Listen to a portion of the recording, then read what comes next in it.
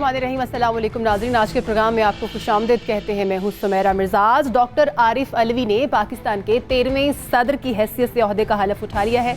1996 में PTI जब वजूद में आई तो पाकिस्तान तहरीक इंसाफ के बानियों में से हैं डॉक्टर आरिफ अलवी साहब। ये तीसरे सदर हैं नाज़रीन जो डेमोक्रेटिक प्रोसेस से इलेक्ट हुए हैं। अब आइन के मुताबिक हुकूमत का जो डेमोक्रेटिक प्रोसेस है, जो प्रोसीजर है, वो मुकम्मल हो चुका है।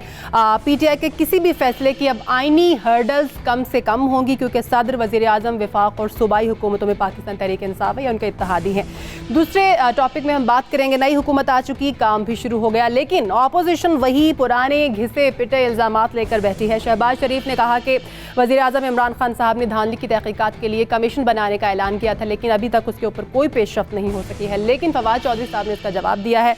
उन्होंने कहा है कि इस तमाम तर मामले पर हम अपोजिशन से ताउन करेंगे। प्रोग्राम के आखिरी हिस्से में नाज़रीन हम बात करेंगे कि डैम बनाने की बातें और कोशिशें चल रही हैं मुल्क भर में, लेकिन एक अहम काम करने का हमारे लिए यहाँ ये भी है कि जो पानी हमारे पास है कम से कम उसको तो हम सेव करें, उसको तो हम ज़ाया ना करें। एक मुहिम सेव वाटर के नाम से भी होनी चाहिए जिसका आगाज़ हमें अपने आप से करना है।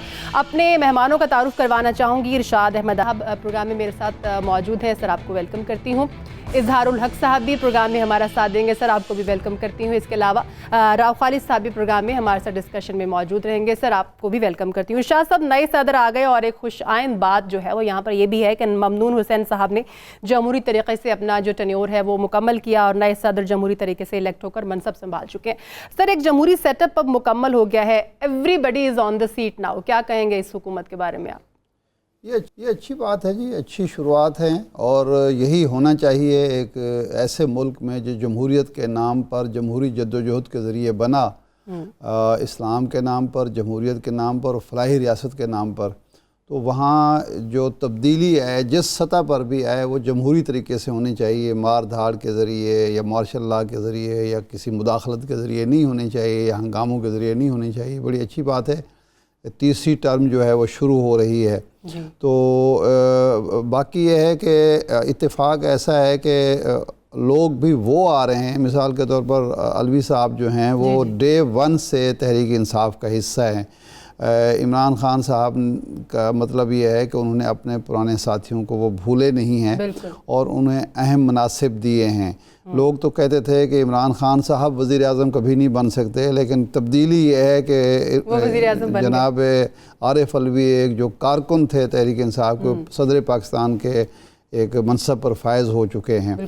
तो लेकिन ये तब्दीली और ये जो तसलसल है जमहूरियत का, अब इसको समरावर होना चाहिए अवाम के लिए। अभी तक माजरत के साथ जमहूरियत जो है वो हमारे मुल्क में डिलीवर नहीं कर सकी। जमहूरी दौर में आम आदमी की आसूदगी जो है, आम आदमी को आसूदगी हासिल नहीं हुई, आम आदमी को पाकिस्तान के सम्राट हासिल नहीं हुए, आम आदमी की ज़िंदगी तल्ख से तल्ख हुई है। उस तल्खी में हर हुकूमत ने कहा जी 1 साल मुश्किल है, 2 साल मुश्किल है, 3 साल मुश्किल है, लेकिन वो पूरे 5 साल ही मुश्किल रहे। और उसकी बुनियादी हुकूमतों के लिए भी है जो पहले अभी इक़्तिदार में रही। हाँ, मैं उन्हीं की बात कर रहा हूँ ना कि उनके अगर अब मौजूदा हुकूमत का दावा यह है कि वो कमज़ोर को ऊपर उठाएगी, गरीब को जो है अमीर करेगी और जो बेवसीला लोग हैं, बेआसरा लोग हैं, लावारिस जिनकी रियासत लावारिस नहीं, जो वारिस नहीं बनती, उनका रियासत वारिस बनेगी, रियासत उनके पीछे खड़ी होगी। अगर मुल्क के अंदर, मुल्क के बाहर उनके साथ कोई ज़्यादती होगी, कोई जुल्म होगा तो रियासत उनका साथ देगी। एक गरीब आदमी को ये एहसास होगा कि मेरा बच्चा आला तालीम भी हासिल कर सकता है, उसको सेहत की सहूलतें भी होंगी। तो अब ये तब्दीली आनी चाहिए, नज़र आनी चाहिए और वो अमल शुरू होना चाहिए। देखें, कुछ चीज़ें ऐसी हैं जिसके लिए बहुत ज़्यादा वसाइल चाहिए, लेकिन कुछ चीज़ों के लिए वसाइल नहीं चाहिए। एक आज़म चाहिए, एक रवैया चाहिए। किसी शख्स को, गरीब आदमी जो है उसको अमीर जो जुल्म करता है उस जुल्म से बचाने के लिए कितने वसाइल चाहिए। एक गरीब आदमी थाने में उसको बुला लिया जाता है और उसको जूते मारे जाते हैं, छोटे प्रॉब्लम्स हैं जिनके ऊपर फौरी तौर पर कोई पैसा खर्च नहीं होता। एक आम बड़ी गाड़ी वाला इशारा तोड़ के चला जाता है, कोई नहीं पूछता।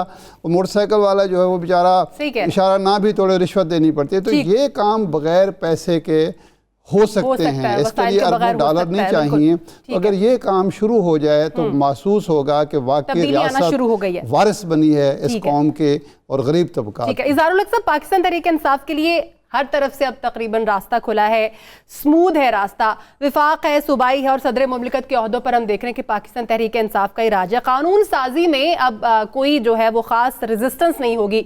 अब सर फरमाइएगा, अब ये बात जो है इटसेल्फ पाकिस्तान तहरीक इंसाफ के लिए एक चैलेंज है, क्योंकि अब डिलीवर ना करने की सूरत में उनके पास कोई शिकवा नहीं होगा कि जी ऑपोजिशन है उसका प्रेशर है या फिर सदर की मंजूरी नहीं थी।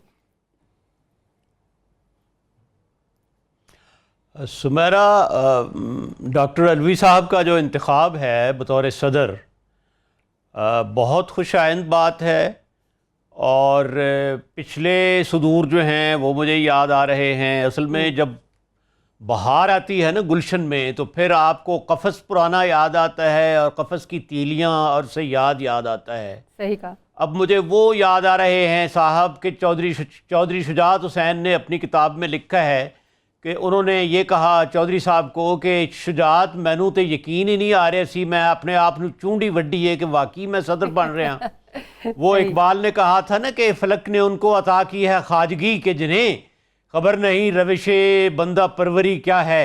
अच्छा, फिर हमारे दोस्त सज्जाद मीर साहब ने बड़ा अच्छा लतीफ़ा सुनाया। उन्होंने कहा कि मैंने ये शरारत छोड़ी थी कि गोल गप्पे वाला आया दही भल्ले वाला आया। तो अल्लाह का शुक्र है कि एक ऐसा सदर हमें मिला है। हम हमेशा भारत का जिक्र करते थे कि उनके यहाँ पढ़े लिखे संजीदा और सियासी कारकुन डॉक्टर राधा कृष्णन को देख लें, अब्दुल कलाम को देख लें, डॉक्टर जाकिर हुसैन को देख लें। जब इन्होंने इनको ममनून साहब को सदर बनाया तो हम जैसे तालिब इल्मों ने बहुत आओ फगां की कि आप इनको सरताज अजीज साहब को सदर बनाएं जो इल्मी तौर पर एक भारी कद रखते हैं। तो बहुत ही अच्छी बात है कि एक मंजे हुए सियासी कारकुन को, एक पढ़े लिखे आदमी को, एक साहिब मुताला शख्स को सदर बनाया गया है। सही। अब रही ये बात आपकी कि डिलीवर करने की, तो मैं समझता हूं कि इंशाअल्लाह मायूसी की कोई बात नहीं, डिलीवर भी होगा। अभी कोरम पूरा हुआ है सदर के आने से, बिल्कुल, और चीजें आहिस्ता आहिस्ता अपनी जगह पर वो जो मुख्तलिफ पुर्जे हैं उसके जिग्स आके वो बैठ रहे हैं। सही। तो थोड़ा सा वक्त चाहिए। देखें जो मुल्क जिस हाल में है और जिस हाल में मिला है इमरान खान को, इस पर अब कोई जादू का छड़ी तो नहीं हो सकती जादू की कि यकदम रातों रात ठीक हो जाए। बिल्कुल सही। इसमें वक्त लगेगा और मैं समझता हूं कि इमरान खान बहुत संजीदा है, वो वक्त ज़ाया नहीं कर रहा।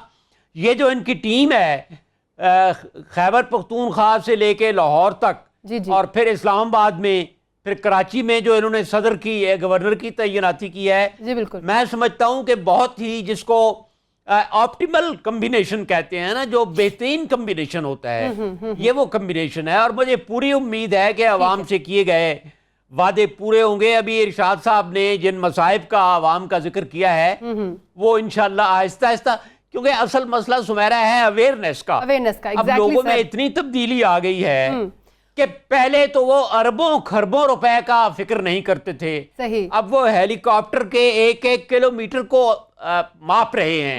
बिल्कुल सही कह रहे हैं सर, अब बाशऊर हो गई है आवाम। मैं समझता हूं कि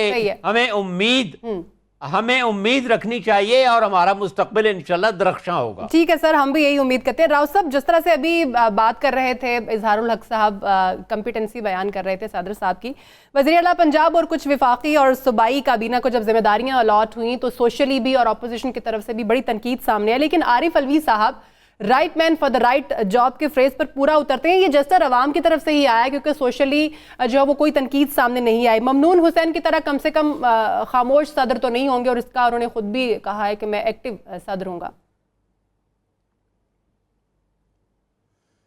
देखे वो नाम से ही उनके आप अंदाज़ा लगा ले तो वो इसम बा मुसम्मा जिसको कहते हैं कि वो उस तरह से रहे, ममनून होके ही रहे। उन्होंने कोई कोशिश ही नहीं की, वरना ईवान सदर का जो ओहदा है अगर आप कॉन्स्टिट्यूशनल एतबार से भी देखें तो सबसे हेड ऑफ स्टेट जो कि चीफ आपका कमांडर इन चीफ भी होता है, उस हवाले से बड़ा एक भारी भरकम पोस्ट है। इस तरह से नहीं है कि आप सदर बन के बैठ जाएं। और ये समझे कि बस अब काम तमाम हो गया और आपने कुछ करना नहीं है। सदर के हवाले से बहुत अहम काम हो सकते हैं। सही। और ये कोई पाबंदी भी नहीं है कि अगर वज़ीर आज़म चाहें कि वो अपना बोझ कुछ हल्का करना चाहते हैं, कुछ ऐसी टास्क फोर्स बन रही है, कुछ ऐसे काम हो रहे हैं, डैम जैसे बन रहे हैं, जैसे एजुकेशन की इस्लाहात है, जैसे हेल्थ की इस्लाहात है, जैसे और बहुत सी चीज़ें हो रही है, उसमें किसी में भी उनको जिम्मेदारी हुकूमत कह सकती है कि जी आप इसको ओवरलुक कर लें। एजुकेशन का जो हमारा एजेंडा उसको ओवरलुक कर लें। फिर पाक फ़ौज के साथ जो रिलेशनशिप का जो टेंशन रहती है सिविल मिलिट्री रिलेशन की, इमरान खान तो उसके कायल नहीं रहे अभी, जिस तरह का इंटरेक्शन उनका हुआ है, तो उसमें एज कमांडर इन चीफ बड़ा प्राइमरी रोल वो प्ले कर सकते हैं। फिर दूसरी बात यह है कि आरिफ अलवी साहब खुद कोई आराम से बैठने वाले शख्स नहीं हैं। उनका अपना ज़िंदगी का तजर्बा, दुनिया का तजर्बा, उनका एक्सपोजर, उनकी पॉलिटिकल स्ट्रगल, वो उनको कभी आराम से भी नहीं बैठने देगी। मेरा ख्याल है वो बहुत कंट्रीब्यूट कर सकते हैं, और सबसे इंपॉर्टेंट वो कर सकते हैं इंटरनेशनल फोरम के ऊपर। एक बेहतरीन पाकिस्तानी डिप्लोमेट के तौर पे वो पाकिस्तान का केस कहीं कॉन्फ्रेंस में जाना चाहते हैं। इमरान खान साहब जैसे मुनासिब नहीं समझ रहे अभी मुल्क से निकलना, तो जो इम्पोर्टेंट कॉन्फ्रेंसेस होती हैं, यूएन की होगी या दूसरी, वहाँ पे जाके वो पाकिस्तान का केस हर लिहाज से पेश कर सकते हैं। ओवरसीज़ पाकिस्तानीज़ के साथ इंटरेक्शन में बहुत ज़्यादा इंपॉर्टेंट रोल प्ले कर सकते हैं। उनके अपने भी राब्ते हैं उन चीज़ों से। इसलिए मेरा ख्याल है कि अब बाकी जो तब्दीली जो नज़र आ रही है या आएगी, वो ईवान सदर भी आपको एक मुख्तलिफ किस्म का नज़र आएगा। ठीक है। अच्छा इरशाद साहब, एक सवाल जो मैं आपसे करना चाह रही थी, लेकिन उसका बड़ा अच्छा और कंसाइज जवाब दिया है राव साहब ने। लेकिन यही बात है कि आईनी तौर पर तो जिस तरह हम पहले भी बात कर रहे थे कि डिफाइन है कि एक सदर की जिम्मेदारियां क्या होती हैं, लेकिन जो मौजूदा हमारे सदर हैं जिन्होंने आज हलफ उठाया है, अगर आप उनकी कम्पिटेंसी को देखें, उनकी सियासी खिदमात को देखें, तो आप क्या समझते हैं मौजूदा हुकूमत जो है वो उनको क्या जिम्मेदारियाँ सौंप सकती है जो वो बड़े अच्छे तरीके से और सही डायरेक्शन में परफॉर्म कर सकते हैं? असल में माजी में एक दो चीज़ें ऐसी हुई हैं जिसकी वजह से सदर का जो रोल बनता भी था तो वो उनको अदा नहीं करना दिया गया। एक तो ये हुआ कि चूँकि सरदार फारूक लिगारी साहब का जो तजर्बा हुआ बेनज़ीर हुकूमत को, और इसहाक़ खान का तजर्बा हुआ नवाज शरीफ साहब को, तो ये लोग खौफज़दा भी रहते थे सदर के मनसब से, इसलिए उनको ज़्यादा से ज़्यादा बेख्तियार करने की कोशिश की गई। उसमें ये प्रॉब्लम रही हमारे सियासतदानों की, वो अब भी है। एक तो ये है कि ये इतने खौफज़दा लोग होते हैं। गवर्नर सरवर साहब जब मुस्लिम लीग के दौर में गवर्नर थे, उन्होंने एक वाक़या सुनाया हमें कि एक दिन मैं एक होटल में, 5 स्टार होटल में खाना खाने के लिए, 4-5 दोस्त मेरे बाहर से आए हुए थे, उनके साथ खाना खा के मैं बाहर निकला तो एक खातून थी व्हील चेयर पे, उन्होंने आवाज़ दी कि मेरी बात सुने चौधरी साहब, गवर्नर साहब। मैं उनके पास चला गया, बूढ़ी खातून थी, किसी शादी में आई हुई थी, तो उन्होंने कहा कि अपने नवाज शरीफ को, शहबाज शरीफ को उनको समझाएं आप बड़ा अच्छा काम करें, उन्हें कहें वो भी एक तो अवाम के साथ रब्ता रखें, दूसरा ये जो करप्शन ये चीज़ें हैं ये ना करें, हमने इसलिए आपको वोट नहीं दिए थे। कहते मैंने सुन लिया। मैंने कहा अच्छा ठीक है बीवी, मैं कह के आ गया। कहते मैं गवर्नर हाउस पहुंचा ही हूँ तो थोड़ी देर के बाद मुझे फ़ोन आया मॉडल टाउन से कि जनाब गवर्नर साहब आप ये क्या करते फिरते हैं, आप हमारे मुखालिफिन से मिलते। कहते अब एक बूढ़ी खातून है, शादी में आई, ना जान न पहचान, इतनी बात भी, इसका मतलब है मेरे इर्द गिर्द उन्होंने अपने जासूस लगाए हुए थे, इंटेलिजेंस के लोग लगाए हुए थे कि इतनी बात भी रिपोर्ट हुई और उनको गिला हुआ। तो ये जो खौफज़दा मेंटालिटी थी, इसकी वजह से सदर का ओहदा बेवकार भी हुआ, बेख्तियार भी हुआ। गवर्नर का ओहदा बेवकार भी हुआ, बेख्तियार, और अपने ऐसे मुलाजिम या ऐसे खुशामदी लगाए गए जिनका कोई इसके अलावा के बैठ के वो दावतें खाएं कुछ भी नहीं था। अब ये अलवी साहब मेरा ख्याल है ऐसे नहीं है। एक तो इमरान खान को इन पर पूरा एतमाद है, और दूसरा ये है कि इमरान खान का मिजाज जो लोग बयान करते हैं वो ये है कि टीम वर्क की उसको आदत है। तो मेरा ख्याल है कि अलवी साहब को वो बहुत सारे काम सौंप सकते हैं जो वो कर भी सकते हैं। मसलन सोशल वर्क में वो बहुत अहम किरदार अदा कर सकते हैं, वो हाथ बटा सकते हैं हुकूमत का। राव साहब ने जिस तरह कहा सिविल मिलिट्री रिलेशनशिप में उनका एक किरदार हो सकता है, और वो एक नाइस आदमी हैं तो वो इस तरीके से आगे कर सकते हैं। एक काम है तालीम का, जिसको फोकस किया हुआ इमरान खान ने। तो तालीम के बहुत सारे शोबे ऐसे हैं जो सिर्फ वजारत के करने के नहीं हैं, उसमें जनाब अलवी साहब जो है बहुत अहम किरदार अदा कर सकते हैं, क्योंकि सदर और वज़ीर आज़म का यूनिवर्सिटीज़ से और तालीमी इदारों से एक बराह रास्त ताल्लुक़ भी बनता है, आईनी तौर पर भी बनता है। तो तालीम के शोबे में वो बहुत ज़्यादा मदद कर सकते हैं हुकूमत की। यानी कि इमरान खान साहब ने इल्मी और अदबी ऐवान सदर को वो को इल्मी और अदबी सरगर्मियों का मरकज़ बना सकते सौंप हैं, सकते हैं उनको जिससे ये जिम्मेदारियां। ठीक है। अवाम के साथ राब्ता भी होगा, इंटेलेक्चुअल साथ राब्ता भी होगा, और सॉफ्ट जो एक इमेज है हुकूमत का वो भी जाएगा। यानी शाह साहब, जो इमरान खान साहब ने जो लोग चुने हैं या जो लोग उन्होंने चूज किए हैं वो काम करने वाले हैं, इसीलिए उन लोगों को चूज किया है और उनसे काम वो लेंगे भी ना। लेते हैं ब्रेक के बाद, जब हम वापस आएंगे तो बात करेंगे कि 4 हल्के ना खोलने वाली हुकूमत अब धांधली के ऊपर कमीशन बनाने की बात कर रही है। ब्रेक के बाद वापस आएंगे और इसी पर बात करेंगे, साथ ही रहिएगा।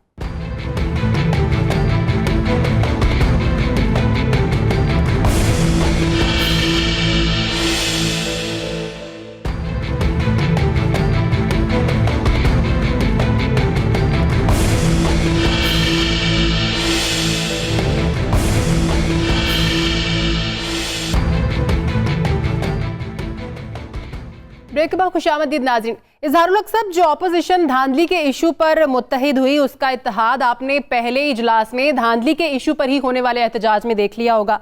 सर अब ये कमीशन वाला शोशा जो है बस अपनी सियासत को चमकाने के लिए छोड़ा जा रहा है, जिसको जंग लगता जा रहा है। सुमेरा, सिर्फ एक फ़िक्रा मैं कहूँगा पिछले मौजू के बारे में कि हमारे जो नए सदर हैं वो बैरून मुल्क दौरों में जाकर पाकिस्तान के बारे में बहुत मुस्बत एक तस्वीर पेश कर सकते हैं, और पहले जो सुदूर 2, 3, 4 गुजरे हैं उनकी निस्बत इनका रोल बहुत ज़्यादा पॉजिटिव और बड़ा असर्टिव हो सकता है। ठीक है सर। ये आपने जो अपोजिशन का कहा है, तो शहबाज शरीफ साहब की प्रेस कॉन्फ्रेंस मैंने भी सुनी, और वो जो अंग्रेजी में कहते हैं ना कि लुक हु इज़ टॉकिंग, तो बड़ी हैरत हुई कि वो तुम्हारी जुल्फ में आई तो हुस्न कहलाई, वो तीरगी जो मेरे नामे सियाह में थी, कि आप तो 4 हलकों की भी बात नहीं करते थे। बिल्कुल। और अब आपके जो मुंतखब हो गए हैं लोग, वो तो ठीक हैं, उनकी हद तक धांधली नहीं हुई, और जहां आपके मुंतखब नहीं हुए वो धांधली का आप शोर मचा रहे हैं। मेरा ख्याल है कि अब नून लीग के पास कोई प्रोग्राम भी नहीं है, कोई मुस्बत बात भी नहीं है, वो धांधली के अलावा क्या बात करें। वो पहले जो उनकी एक पहले से नूरा कुश्ती टाइप प्रेस कॉन्फ्रेंसें होती थी, जिसमें पहले से लोग मुकर्रर करदा रिपोर्टर बिठाए जाते थे, जिसने ये सवाल करना है, तुमने ये सवाल करना है, वो जमाना तो अब गया। बिल्कुल। दूसरा ये है कि सारे कानूनी रास्ते खुले हैं, इलेक्शन कमीशन है, अदालतें हैं, बिल्कुल। तो ये वहां पर जाकर अपील क्यों नहीं करते। और उसकी वजह यह है कि जिस तरह फवाद चौधरी ने कहा कि इनके पास ठोस सबूत नहीं है, इनके पास एविडेंस नहीं है। बिल्कुल नहीं है। सही। ये भी नहीं, ये शोर तो मचाते हैं कि उनको नुमाइंदों को, रिप्रेजेंटेटिव्स को निकाल दिया गया था, कहाँ निकाला गया था इनको ये नहीं पता। मेरा ख्याल है कि ये बहुत जल्दी इनके गुब्बारे से ये हवा जो एहतजाज वाली है और धांधली वाली जो है वो निकल जाएगी, और इनके पास कहने के लिए कुछ नहीं है। अदरवाइज ये जाएं अपना अदालतों में जाएं। मैं नहीं समझता कि इस तरह की प्रेस कॉन्फ्रेंसें करके अवाम को ये मुतासर कर सकते हैं। एक मद का खेज मंजर था जो मैंने देखा कि खाकान अब्बासी साहब बैठे हुए हैं, साथ मरियम औरंगजेब बैठी हुई हैं। आपकी 5 साल की कारकर्दगी लोगों को पता है, आपने जो कारनामे अंजाम किए, आपने एक खानदान को मुस्तहकम करने के लिए उसकी वफादारी का दम भरा। तो इस किस्म की प्रेस कॉन्फ्रेंसें सिवाय एक मजाक के ये अपने आप को लाफिंग स्टॉक बना रहे हैं और कुछ भी नहीं कर रहे। ठीक है राव साहब, जैसे अभी इजहार साहब भी यही कह रहे थे कि फवाद चौधरी ने यही बात की कि इतना तो अभी तक बता नहीं सके कि ऑपोजिशन के धांधली हुई कहाँ है। सर, तहकीकात के लिए कोई रेफरेंस भी अब तक जमा नहीं करवाया है और कोई ठोस सबूत भी नहीं दिया। कोई एक हल्का ही नॉमिनेट कर दें, जिस तरह से इमरान खान साहब ने 4 हल्के नॉमिनेट किए थे, कि ये सिर्फ 4 हल्के खोल दें तो पता चल जाएगा कि धांधली हुई है या नहीं हुई है। किस बेस पर ये कह रहे हैं कि कमीशन बनाने के लिए, और ऐसे बन सकता है कमीशन? देखिए, ये वो कमीशन के बदले कमीशन मांग रहे हैं जो इमरान खान ने बनवाया। और मैं आपको बताऊं, ये पहली दफ़ा हुआ, इमरान खान ने ही किया ये कि इस पे एक कमीशन बनवाया और इस इशू को वो लेके चले। और अब इलेक्टोरल रिफॉर्म्स की बात हो रही है, कमेटी बनी हुई है पार्लियामेंट की। ये जो पुरानी पॉलिटिकल पार्टीज जितनी भी हैं, ये बेनिफिशरी हैं इस इलेक्शन प्रोसेस की। ये जो धांधली ज़्यादा होता है या जिसमें कमी बेशी होती है, जिसमें गड़बड़ हो सकती है, जिसमें मैनिपुलेट किया जा सकता है, ये उसकी इससे फ़ायदा उठाती रही है, उसकी बेनिफिशरी रही है। ये कभी भी नहीं चाहती थी कि इसको चेंज किया जाए। 97 के इलेक्शन के बारे बारे में। पीर शाह मर्दान पगारा मरहूम ने कहा था, लोगों ने कहा जी बड़ा ट्रांसपेरेंट इलेक्शन हुआ, उन्होंने कहा ट्रांसपेरेंट नहीं था, सी थ्रू था। इतनी वाज़ेह धांधली ठीक है उसमें सर, नजर आपकी आ तरफ रही थी। दोबारा आऊंगी। इतने पाकिस्तान सबूत तहरीक उसके इंसाफ मौजूद के थे, सीनियर लेकिन नईमुल हक किसी ने साहब हमारे उसको साथ pick up नहीं मौजूद किया। है। नईमुल हक साहब, बहुत शुक्रिया आपके वक्त का। सर, पाकिस्तान तहरीक इंसाफ का एक बड़ा अच्छा रिस्पांस है, कम से कम ये वो रिस्पांस नहीं है जो 2013 में नून लीग ने आपको दिया था कि सिर्फ 4 हल्के खोलने के लिए आप लोग सड़कों पर आ गए थे। सर, कमीशन बनाने की बात की जा रही है कि वाकई कमीशन बनाएंगे, ताउन हासिल होगा। सर, किस बेस पर कमीशन बनाएंगे? कोई एक हल्का उन्होंने नॉमिनेट नहीं किया है, कोई एक जगह उन्होंने नहीं बताई है कि धांधली होगी, तो सर किस बेस पर आप ताउन की यकीन दहानी करवा रहे हैं? देखिए, सबसे पहले जो हमने इमरान खान साहब ने ताउन की पेशकश की थी, एक कानूनी और आईनी तरीक़ाकार है कि इलेक्शन कमीशन और सुप्रीम कोर्ट वहां पर अगर किसी को अपने नताइज के बारे में किसी किस्म के एतराज़ात हैं, पहला दरवाजा जो है वो इलेक्शन कमीशन का है या सुप्रीम कोर्ट का है, वो वहां जाके पिटीशन दाखिल कर सकते हैं। इस हवाले से हमारी जो भी ताउन चाहिए होगा हम उसके लिए हाजिर हैं। तमाम हक़ाइक़ जो हैं वो इलेक्शन कमीशन के पास होते हैं, तो इसलिए पहली अपील वहां की जानी चाहिए। और इलेक्शन कमीशन को क्योंकि रसाई होती है इलेक्शन के रोज के इंतखाबात के नताइज की और उनके रिकॉर्ड की, इसलिए मैं समझता हूँ कि अगर वहां से ये लोग मुतमईन ना हो तो फिर सुप्रीम कोर्ट जा सकते हैं। और अगर उसके बाद भी कोई मसला है जिसकी कौमी अहमियत है, 1 या 2 हल्कों के लिए जो है वो कमीशन नहीं बनता। कमीशन जब बनता है, जैसे हमने कहा था कि पूरे पाकिस्तान में बड़े पैमाने पर एक धांधली हुई है 2013 के इंतखाबात में, उस वक्त कमीशन बना था। तो हम तो हर किस्म के ताउन हम भी चाहते हैं कि अगर इन इंतखाबात में कोई भी किसी किस्म की धांधली हुई है तो उसके हक़ाइक़ मंजर आम पर आने चाहिए, ताकि इस निज़ाम की कमजोरियां अवाम को पता चले और आइंदा इंतखाबात में इसका सदेबात किया जा सके, ताकि आइंदा किसी को शिकायत नहीं होनी चाहिए। और हम कभी भी नहीं चाहेंगे होनी चाहिए कि इंतखाबात साफ और शफाफ नहीं थे। इसलिए हम समझते हैं कि ये तरीक़ाकार सबसे अच्छा है। इलेक्शन कमीशन पहला कदम, दूसरा कदम सुप्रीम कोर्ट, फिर तीसरा कदम अगर ये मुल्क गीर मसला है और अवाम की अक्सरियत इससे मुतासर होती है या हो रही है, तो फिर उसका कमीशन बनाने की दरख्वास्त की जा सकती है। नईमुल हक साहब, ये तो अपोजिशन तो खैर जो कह रही है सो कह रही है, आपके विफाकी वज़ीर हैं जनाब खालिद मकबूल सिद्दीकी साहब, काबीना का हिस्सा हैं, कलेक्टिव रिस्पॉन्सिबिलिटी के तहत वो काम करते हैं, वो भी यही बात किए जा रहे हैं कि धांधली हुई है, उनकी तो ज़रा उन तशफ़ी करें, उनको तो ज़ुबान बंद करें, आपकी पोजीशन बहुत ख़राब होती है।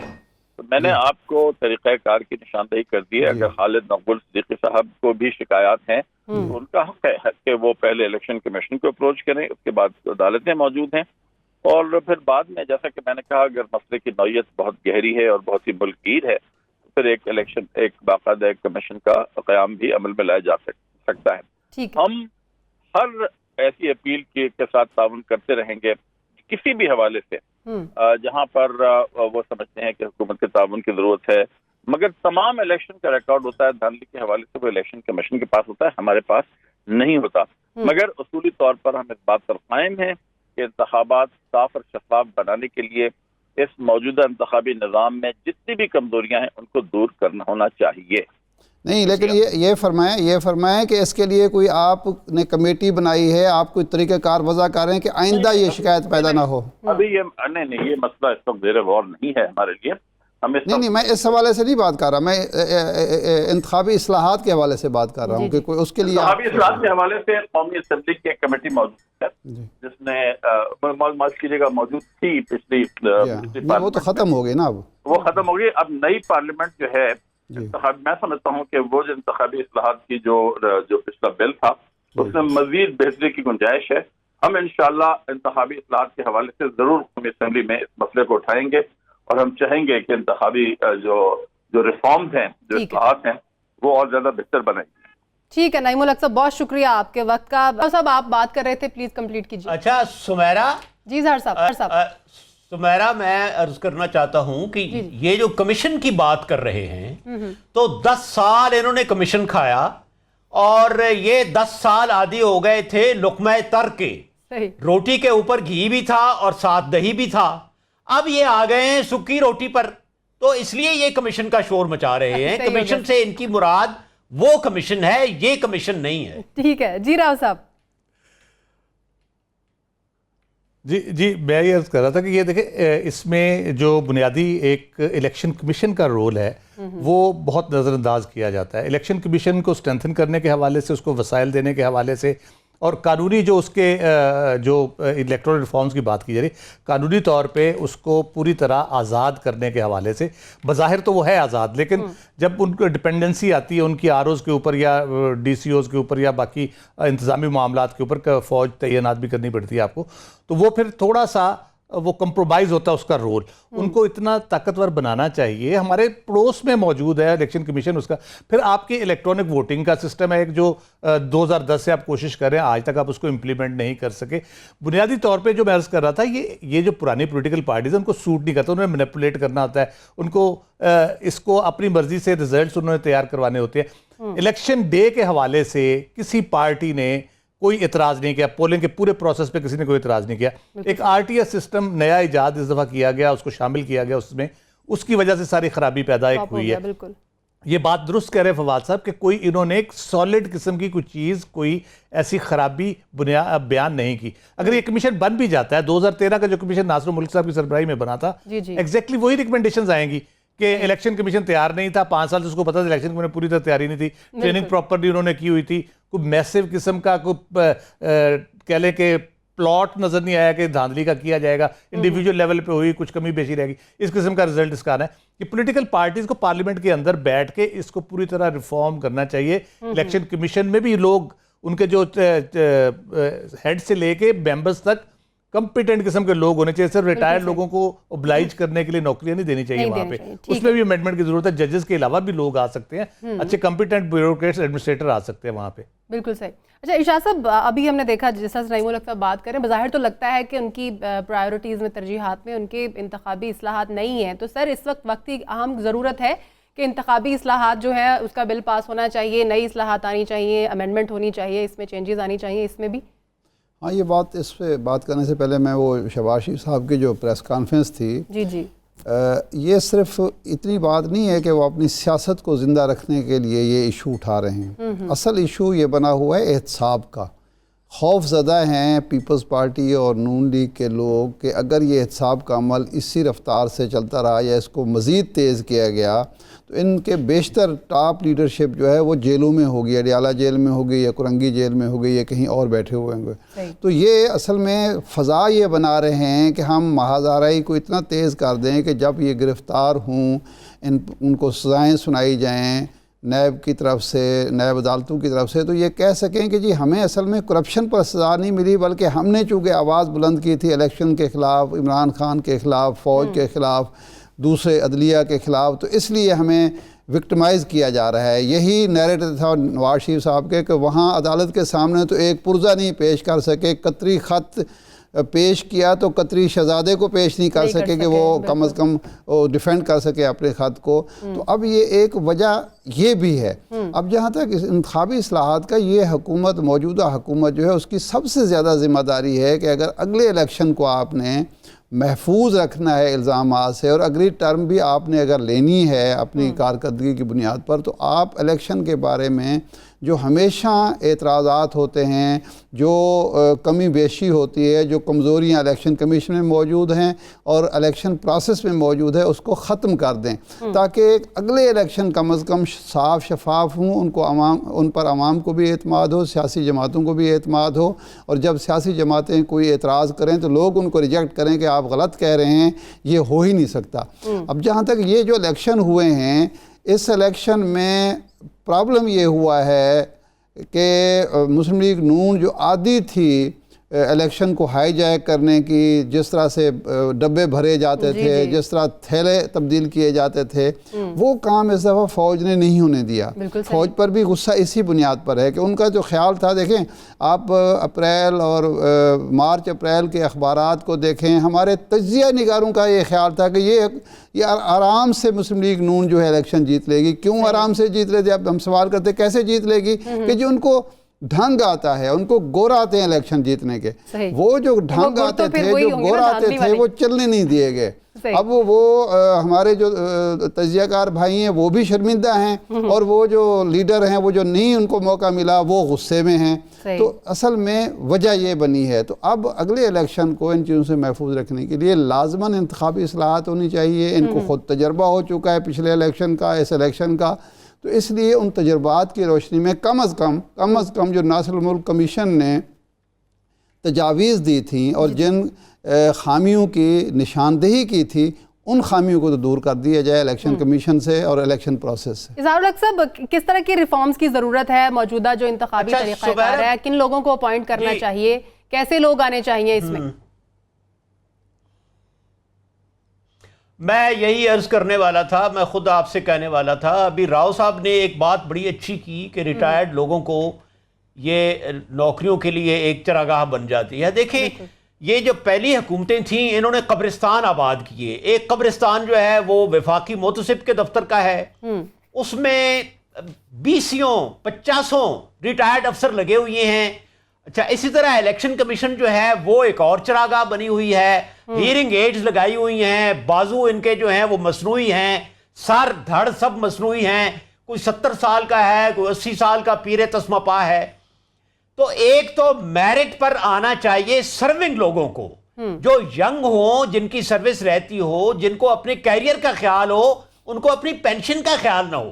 सही। दूसरी बात मैं यहां ये अर्ज करूं कि हमें इंडिया का जो इलेक्शन कमीशन है उसको सामने रखकर अपने इलेक्शन कमीशन को ताकतवर बनाना चाहिए। वहां मैंने जो मुताला किया है, नाकिस मुताला, वो मुझे ये पता है कि सिटिंग मिनिस्टर को वो सरकारी गाड़ी नहीं इस्तेमाल करने देते कन्वेंसिंग के लिए।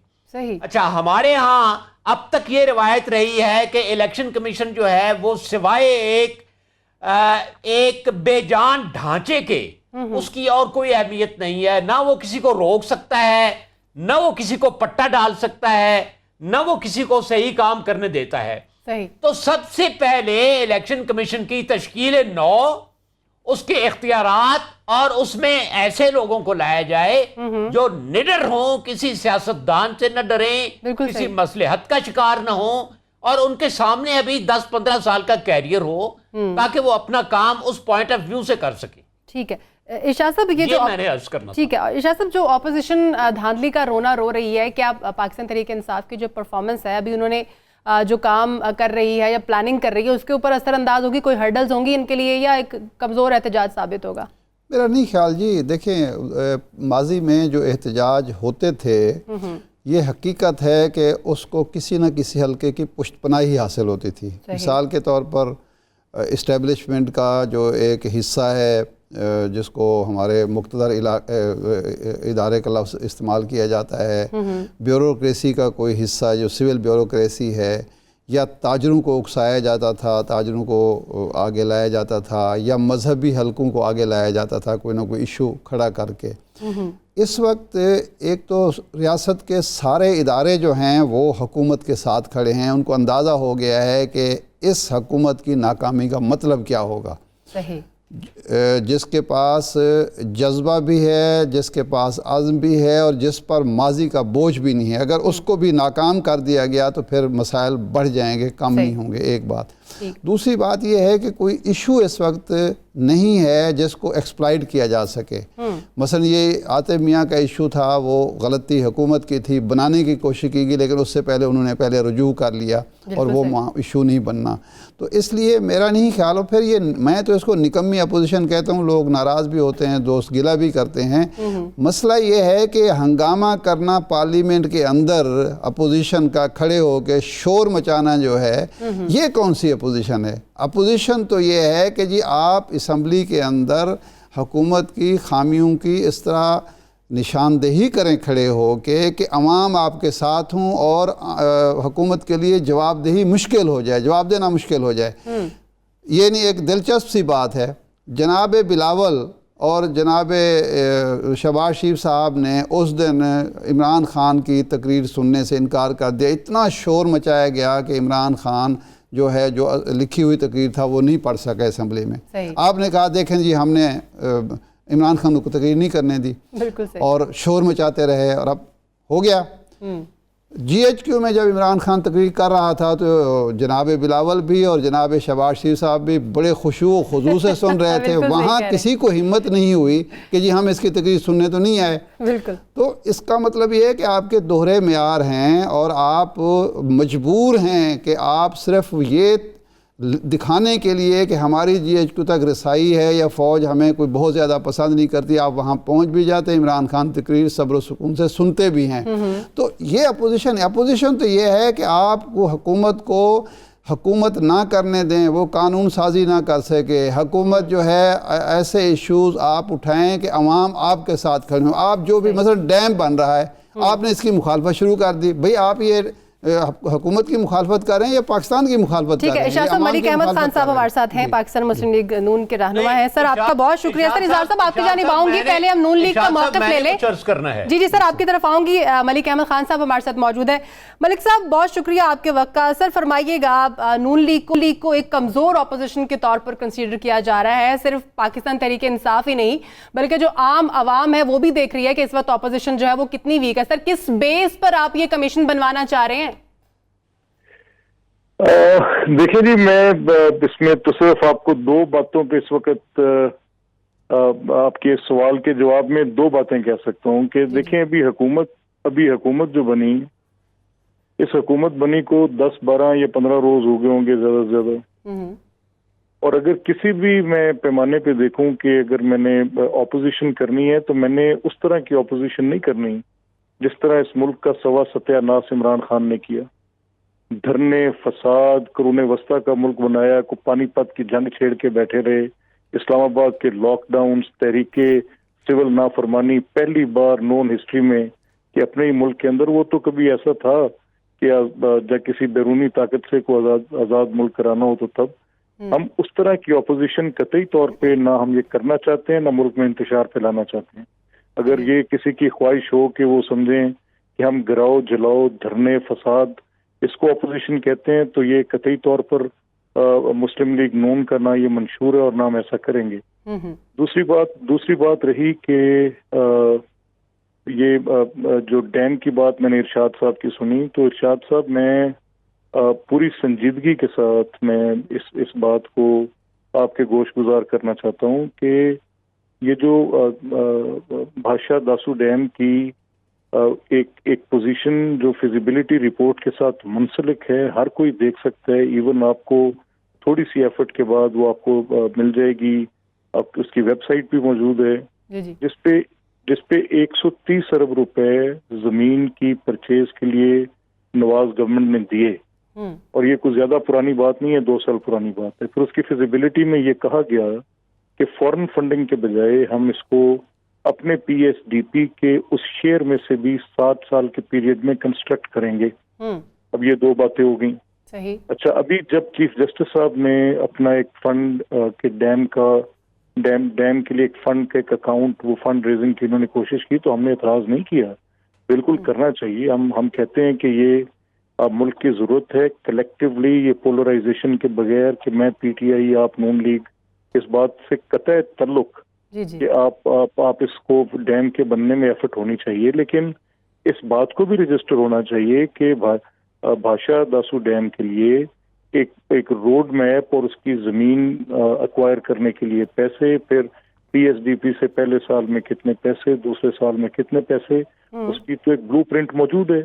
अच्छा, अगर खान साहब ये चाहते हैं कि वो वो अपने इससे मकासद हासिल करना चाहते हैं, एक ये तो वो कि जो फॉरेन फंडिंग का हमारा एक्सपर्ट्स की तरफ से फ्लो है वो बड़ा होगा, डॉलर की हमारी किटी इंक्रीज करेगी, अच्छी बात है, करें, उनको लेना चाहिए, मांगना चाहिए, पूरे मुल्क की इन्वॉल्वमेंट होनी चाहिए, वो करें। इस पे एतराज किसने किया?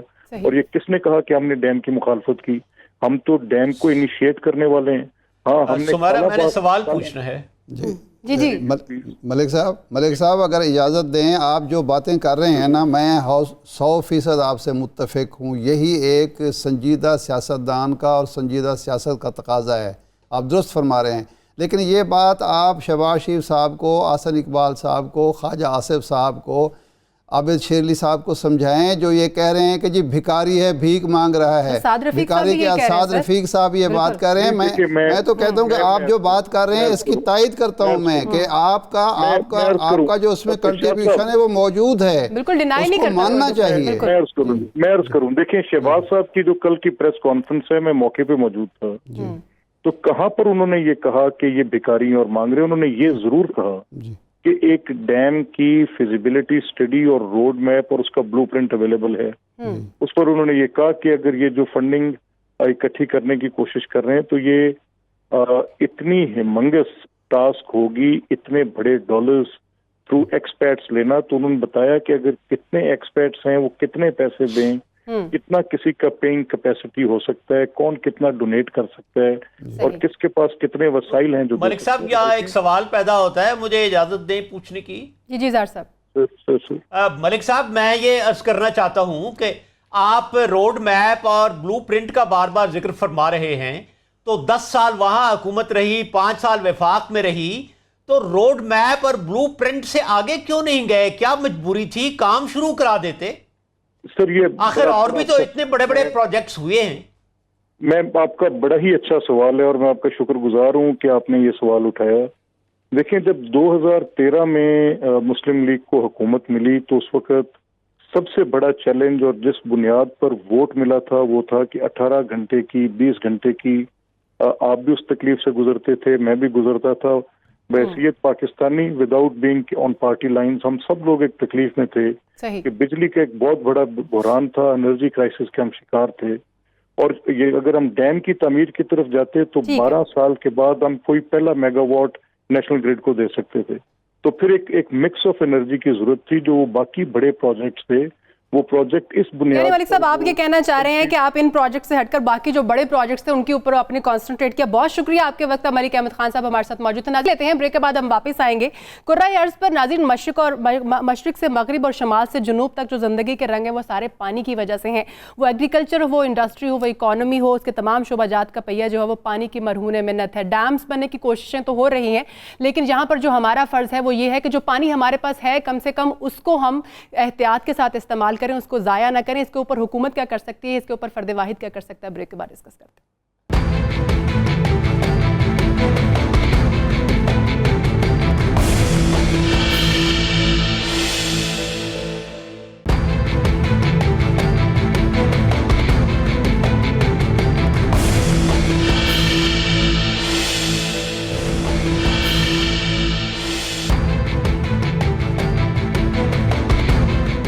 ब्रेक बाद खुशामदीद नाज़रीन। शाह साहब, एक तहकीक के मुताबिक पाकिस्तान में हर साल 25 अरब रुपए मालियत का पानी ज़ाया हो जाता है। लेकिन यहाँ पर बात यह है कि जो पानी हमें मुहैया है, जो पानी हमारे पास है, आपको नहीं लगता उसको ज़ाया होने से बचाना जो है हर पाकिस्तानी फ़र्द का पर्सनली फ़र्ज़ बनता है? सर, शॉर्ट आंसर चाहूँगे, फिर बाकी मेहमान। देखिए, असल में अवेयरनेस माजी में पैदा नहीं की गई, अब पैदा हो रही है, तो इसको मज़ीद बढ़ाना चाहिए। लोगों को एहसास होना चाहिए कि ये पानी, जो मीठा पानी हमारे घर में पहुँच रहा है किसी न किसी तरीके से, हैंड पंप के ज़रिए या सरकारी स्कीमों के ज़रिए, ये कितनी बड़ी नेमत है।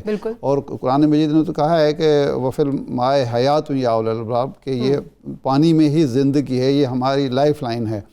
तो इस पे होनी चाहिए। मेरा ख्याल ये है कि ये डैम के हवाले से अगर इमरान खान साहब तक ये तजवीज़ पहुँच सके कि जो शख्स को एक अमाउंट मुकर्रर करें, 25 लाख या 50 लाख या 1 लाख, जो शख्स इतनी रकम देना चाहता है वो इमरान खान साहब उसको ख़ुद बुलाएं, उससे मुलाकात करें, और इससे बहुत ज़्यादा लोगों की हौसला अफजाई होगी कि वज़ीर आज़म खुद ये वसूल कर रहे हैं। यानी कि आप कह रहे हैं कि मोटिवेट करें वो, और मोटिवेशन होगी बहुत ज़्यादा, और उस पर कोई अगर सर्टिफिकेट भी दे दिया जाए तो इसमें कोई बात नहीं है, ताकि ज़्यादा से ज़्यादा पैसा आए। इज़हारुल हक साहब, इलेक्शन के सर्वे के लिए जब सिंध के कुछ इलाकों का हमने सर्वे किया, जैसे छाछरो है, बदीन है, सांगड़ है, थर है, जनूबी पंजाब के बहुत सारे ऐसे इलाके हैं सर जहाँ पर बुनियादी ज़रूरतों के लिए पानी मुहैया नहीं है। सर, हम गाड़ी धोते हैं तो नल बंद करना भूल जाते हैं, और अगर हम लॉन को पानी दे रहे हैं तो वाटर पंप चलते रह जाते हैं। कराची में कोई पाइपलाइन फट जाती है सर, तो वो वहाँ पर हज़ारों लाखों गैलन पानी जो है वो ज़ाया हो जाता है। सर, यहाँ पर आवाम को भी खुद स्टेप लेना चाहिए इस पानी को वेस्ट होने से बचाने के लिए, क्या कहेंगे? बिल्कुल बिल्कुल, अवाम भी ज़िम्मेदार हैं और हुकूमत भी ज़िम्मेदार है, और अवाम को अवेयरनेस भी हुकूमत ने देना होती है। मैं अर्ज़ करूं कि भारतीय पंजाब में, जो हमारे पंजाब से रकबे में बहुत कम है, 15 डैम इस वक्त काम कर रहे हैं और 16वां डैम जो है, ये मेरे पास पिछले साल की मालूमात हैं, वो पठानकोट गुरदासपुर के करीब वो बन रहा है। उसके मुकाबले में पंजाब में ऊंचे बूट तो दिखाई दिए, हैट तो जलवा अफरोज रहा, उंगली भी लहराती रही, लेकिन डैम एक भी नहीं बना। सही कह रहे हैं। दूसरी बात सुमेरा ये है कि पूरी दुनिया में बारिश का पानी जो है वो हर घर जमा करता है। आप न्यूजीलैंड में देखें, जापान में देखें, सिंगापुर में देखें, लोगों ने घरों में टैंकियां बनाई हुई हैं, बारिश का पानी छत से आता है, गाड़ियां उससे धोते हैं, बागबानी उससे करते हैं, फर्श उससे धोते हैं। सही। तो हमारे अवाम की तरबियत भी नहीं है। अवाम को सर यहाँ पर आगाही की जरूरत है। सर कथा कलामी के लिए माफी चाहूंगी, चूंकि वक्त कम है। आपका पॉइंट मेरे पास आ गया है, यही पॉइंट मैं लेकर राव साहब की जानिब जाना चाहूंगी। सर, चारों सूबों में पानी की तकसीम की अगर हम बात करते हैं तो वहां पर भी सियासत होती है। अवाम के हिस्से का जो पानी है सर, वो अवाम को ही बेचा जा रहा है और अवाम जो उसको खरीदने पर मजबूर है। सर, इन इश्यूज को भी तो तरजीहन हल करने की जरूरत है। सर, शॉर्ट आंसर चाहूंगी। बिल्कुल दुरुस्त है। ये सारे इश्यूज पे शाह साहब ने बात की, इजहार साहब ने बात की। मैं एक बिल्कुल डिफरेंट पहलू पे बात करूंगा। डैम जितना ही इंपॉर्टेंट है वो हमारी पॉपुलेशन ग्रोथ, हमारी पॉपुलेशन की वजह से जो 1951 में इमरान खान साहब ने फिगर दिया कि 5000 वो जो पर कैपिटा हमें अवेलेबल था पानी, अब 1000 रह गया। वो पॉपुलेशन बढ़ने की वजह से ये कमी हुई है, रिजर्वायर कम होने की वजह से नहीं हुई। पॉपुलेशन भी उतनी इंपॉर्टेंट है कंट्रोल करना जितना हमें पानी के रिजर्वायर्स की ज़रूरत है। अगर हम पॉपुलेशन कंट्रोल नहीं करेंगे, हम 10 साल बाद फिर यही रो रहे होंगे। और पानी का ज़्यादा तो ऑब्वियसली वो तो हम अल्लाह के फजल से हमने कभी परवाह ही नहीं की कि हमें ब्रश करते हुए हम 10 लीटर पानी ज़ाया कर देते, गाड़ी धोते हुए 500 लीटर ज़ाया कर देते। सर, बहुत शुक्रिया। ऑब्वियसली अवेयरनेस की बहुत शुक्रिया ज़रूरत है। प्रकाशन करने के लिए इजहारुल हक साहब आपका भी, इरशाद अहमद आरिफ साहब आपका भी बहुत शुक्रिया। सुमेरा मिर्जा को इजाज़त दीजिए। अल्लाह हाफिज़।